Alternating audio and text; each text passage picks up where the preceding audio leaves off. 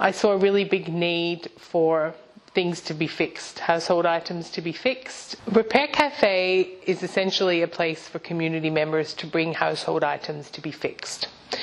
The skills and repairs available will be different cafe to cafe, depending on the volunteers that come in every month to fix things.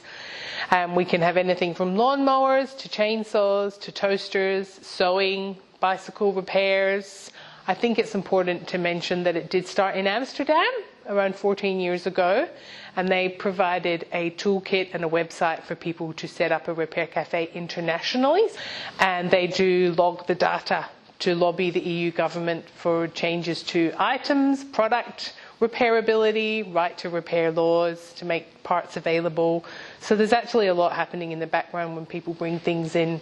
I think we've too often thought of recycling as being the next step, but I think we need to lean into the circular economy, where repair is actually one of the prongs of that. So let's start fixing stuff again instead of binning it. So my background's in electronics, so I'm a telecommunications technician and by trade.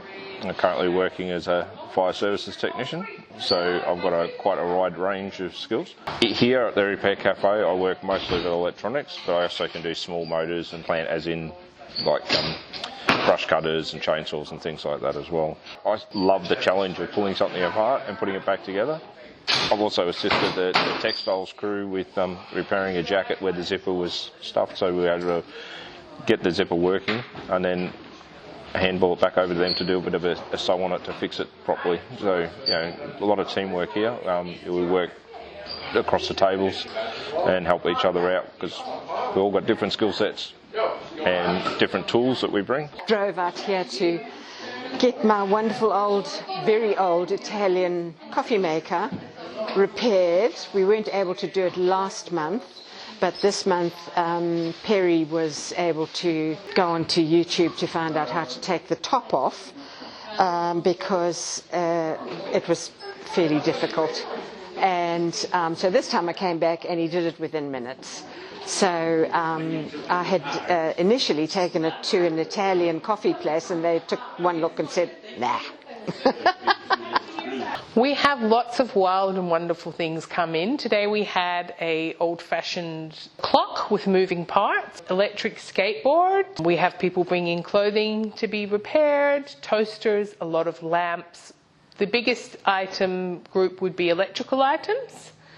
Partly because they're not made well and not built to last, but also people seem to value their electrical equipment more than other things, maybe because they have a higher price tag. My specialty of repair here at the Repair Cafe is anything electronics, electrical, mechanical, but I'm jack of all trades. I'll give anything a go. I've become involved with the Repair Cafe because I retired earlier this year. I spent 46 years in the aerospace industry.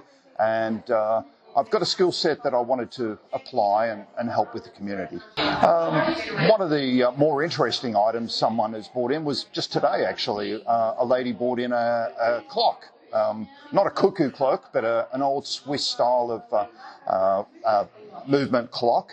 I'd not worked on one of those before, but I took it apart, had a look, the movement had stopped, and I found a relatively simple fault with it that I was able to fix up, and it was quite pleasing to do that, both for myself and also for the client.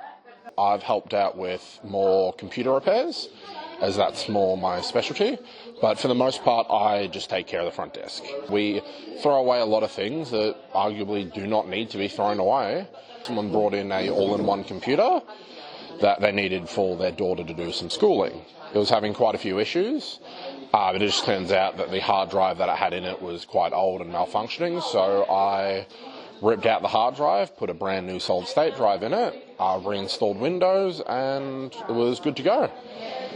Doing that here, save them having to buy a new one, and save them possibly having to go to a computer repair shop, spending a few $100s. The cost of fixing things is really unattainable for a lot of people.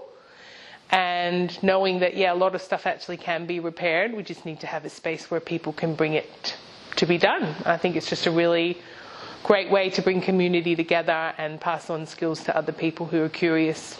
So this is my piece that I brought in today.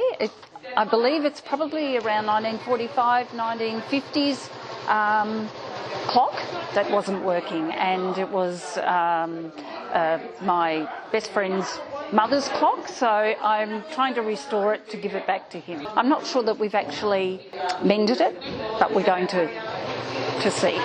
Time will tell. Well, it was a Dyson vacuum cleaner and it just wouldn't start, so I thought I'd see if we could fix it. It was a switch and it just kept dropping down. There was nothing holding it there, so it wasn't able to be fixed. We run from February to December once a month each year, and we're open usually on the first Sunday of the month from 10 a.m. until noon. Unless it's a long weekend or Father's Day, we will operate on the second Sunday of the month. So we're always hoping and regularly have new people join the Repair Cafe. Any sort of repair skill you may have, it could be fixing shoes and jewellery, bicycles, it may be specific, it may be a broader skill of general handyman or electrical items, mechanical items, if you have a background in engineering or have just fixed things your whole life and love tinkering with stuff. I tend to find there's a passion underneath the skills and the qualifications. There's a drive in these people to just take things apart and put them together again and love to see the joy of it being fixed. We also love people who don't repair things, like myself. I bring it all together, but I don't fix anything. So if you can help out with admin or making cups of tea, setting the room up, talking to community members, there are other roles available. You might be a uni student who's looking for a project to work on, doing marketing or communications. There is a lot that happens behind the scenes. So we are a community run and led project, and we all volunteer our time to make the project possible, and we are open to donations if people can afford it, but it's not mandatory, and we just ask that people give what they can if they can. When the Repair Cafe was set up, the goals of it were to transfer repair skills to community members who maybe lacked confidence or weren't sure. So staying with the item while it's repaired, being involved in watching the item being taken apart, maybe even doing some of the repair yourself. Today a lady did cut the hem for her pants, so she got involved in the repair, and that helped build her confidence and skills.